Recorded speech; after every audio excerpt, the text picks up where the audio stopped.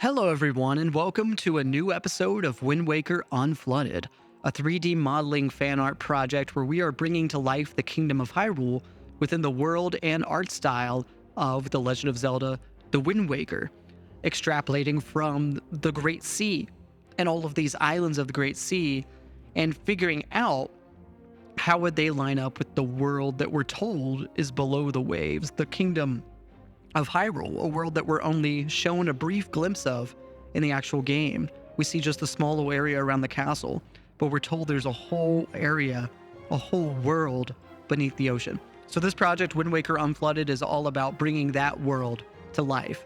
This is Hyrule as you've never seen it before. Welcome to Wind Waker Unflooded.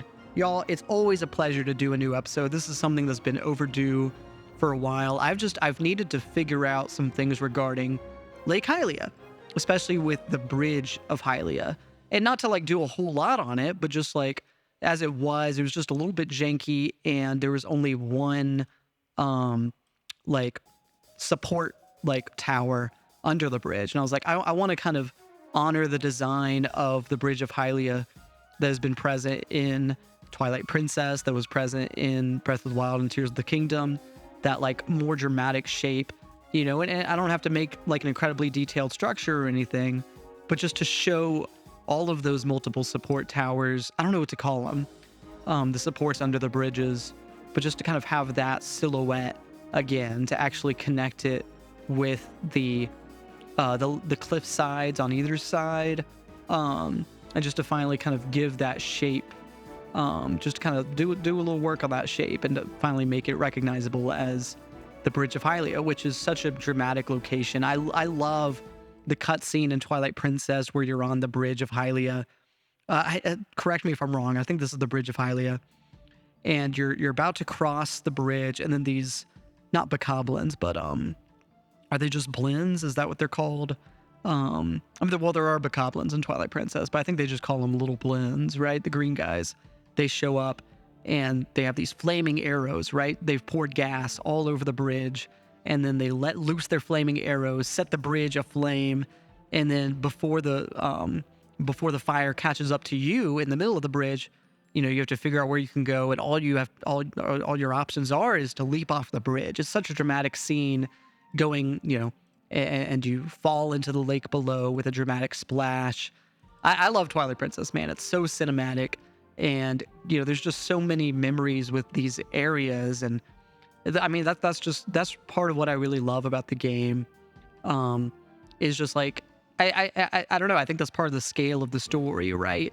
Is that things happen throughout the world that give you a relationship with those different parts of the world, that there's so much storytelling, that the main quest takes you throughout the world. And I think that is part of the benefit of a linear Zelda story, is that you can really have that relationship with these different parts of the world. That can happen on the Bridge of Hylia, and you have that storytelling connection to that place that you don't get from a non-linear Zelda game like Breath of the Wild, where there's this huge world, but there's not as much happening that's like a memorable cinematic moment at every step of the way.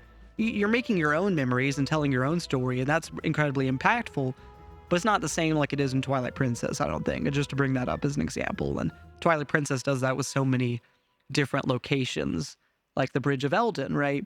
And the Bridge of Eldin has that dramatic face-off against King Boblin, right? That's a huge scene right there. Oh man, I mean, I could just gush about that, and so many different things like that just it really uses its overworld to help tell its story in a really cool way. And you just don't see that nowadays. Oh man, it's just these are things I think about as a Zelda fan, and I miss that game design philosophy a little bit. And I don't know, I guess I've talked about this before, but just to be very candid, my hope is that the next Zelda game that they make does kind of go back to a little bit of that balance, that games, I think, like Wind Waker and Twilight Princess struck between their linearity and non-linearity. But that's just me. And maybe I'm biased. Those are the games I grew up with. But anyway, I think it's time for a short message, so I will talk to all of you again after the break. See you then. If you want to be able to support me as a creator, there's several ways that you can do that. Become a member on Patreon. It gives you access to exclusive bonus features and early access content in all of my filmmaking projects. Stuff like early access to scripts that I'm writing, storyboards, previs, rough cuts, and music that I compose. I'm a composer, and any music that you've heard in the background of this video was my music. So go to Spotify or Apple Music or wherever you listen to music and type in Joe Kendrick. That's JoeKendrick. Look up Joe Kendrick on Spotify. And we're back. Still working on the area around Lake Hylia. I feel like I should comment just a little more about what I'm doing in this video. Of course, just like, most of it is figuring out, like I said, the bridge of Hylia and reworking its shape. But also figuring out just some textures and filling in some of the geometry that was missing in the world around it. Some stuff in the cliffside that was missing. I don't know if we're there in the time lapse yet. I'm not actively watching the time lapse with y'all, but there is a point when I work on the cliffs near Shark Island, and there's so much work left to do there because there's a railroad track that goes around that area, and I want to make that a more kind of I just want to work on that part of the world there, just so that the train has a better view, I guess. That's what I'm trying to say as it would go around those tracks. So I want to work on that, and kind of thinking about my viewpoint of how I want to bring that to life and what kind of shapes I want to use in that cliffside. And so I don't know, comment down below. There's so many things that do inform my decisions, like thinking about like some of the is in Scotland, some of the viaducts there, and even aqueducts, right? And even thinking about the designs of those in different places that are dramatic. And so I don't know, I might kind of do something like that, like rounding the mountain and have kind of a bridge along the side, or I don't know. I'm just thinking aloud about what I want to do with that location. I still don't really know. So comment down below any ideas you have about these train tracks and where they can go, and different things that might be cool to kind of spice up the tracks along the way. I do want to comment on, like I said, I don't know if you're seeing in that time lapse yet, but I did edit a texture that I was using for the cliffside, and I edited just some grass under the top of the texture. And so I'm remapping a lot of the, redoing a lot of the UV mapping for that texture on the cliff sides, and just figuring that out, because I thought it would be nice just to have a little bit more of a transition from the cliffside rock, onto the grass that would be above it, and just doing that in the texture, just like it just kind of required just a quick edit.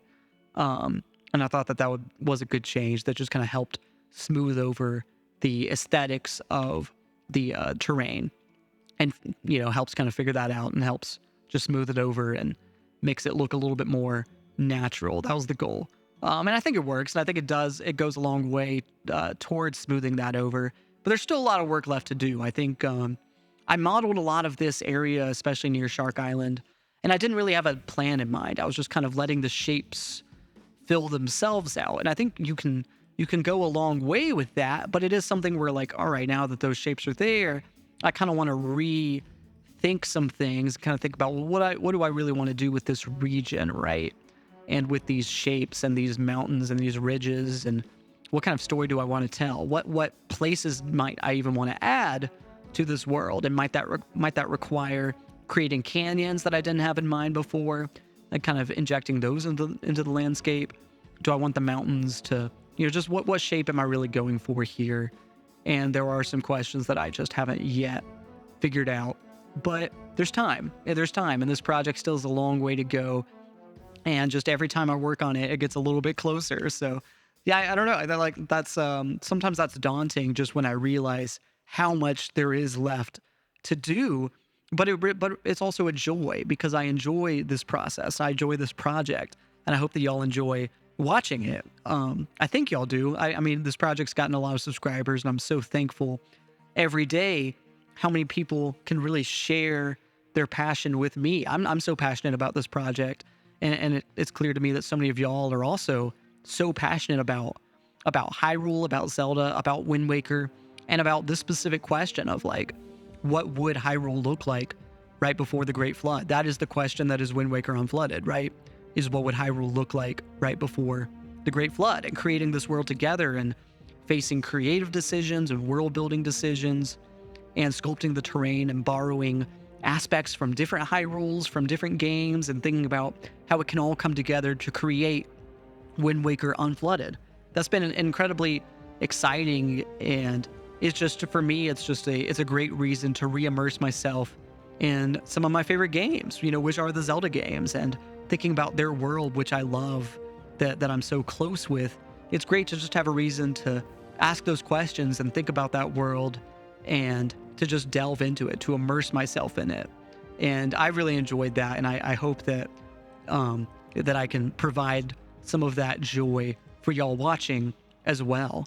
So, yeah, like I've kind of rambled a lot about Zelda, and like I said, I was talking about like Twilight Princess earlier in the video. So comment down below some of your favorite moments from the overworlds of these games. Like I said, I think there's some games that have had just such dramatic events on the overworld, and not every game does that, but comment down below some of your memories in Hyrule, some of these games that have left an impact on you, and different locations that you might want to see within Wind Waker Unflooded. Like I always say, I always value y'all's feedback, y'all's ideas, whether that's positive or negative feedback, criticism, whatever it is. I want to know what y'all think about the project. I want y'all to be honest. If there's something I'm making and you're going, oh, I wouldn't really do it that way, I want to hear that. I want to know y'all's input so that I can make this project something that we can all be proud of and enjoy and share as a Zelda fan community, that we can all look at this map and go, yeah, this is what Wind Waker's Hyrule would look like right before the flood. I want us all to be able to share this together. But y'all, thank you all so much for watching. I've already told you how you can support me as a creator, but just to reiterate, I don't make any ad revenue from this project, Wind Waker Unflooded. As a whole, this project I make no money from. It's completely not monetized, no ad revenue, nothing. I don't think it's right. If you saw an ad on the video, it's because YouTube might be putting ads on the video. I just don't know, and I don't think that's right. But I can tell you that I'm not making any money from Wind Waker Unflooded. So if you want to be able to support me as a creator, any way that you want to do that is incredibly meaningful, whether that's by becoming a Patreon member, donating through my Ko-fi page, or listening to my music on Spotify or Apple Music or wherever you listen to music. That's Joe Kendrick, JoeKendrick, wherever you listen to music. I do film scoring, soundtrack stuff, and if you like the music of the Legend of Zelda series, you might like the kind of music that I create, that I compose. So feel free to give it a listen. Any way that you want to support me is incredibly meaningful. And thank you to everyone who has supported me so far. So without further ado, though, I think it's time to wrap up the video. Y'all, thank you so much for watching. Without further ado, I'll let y'all go.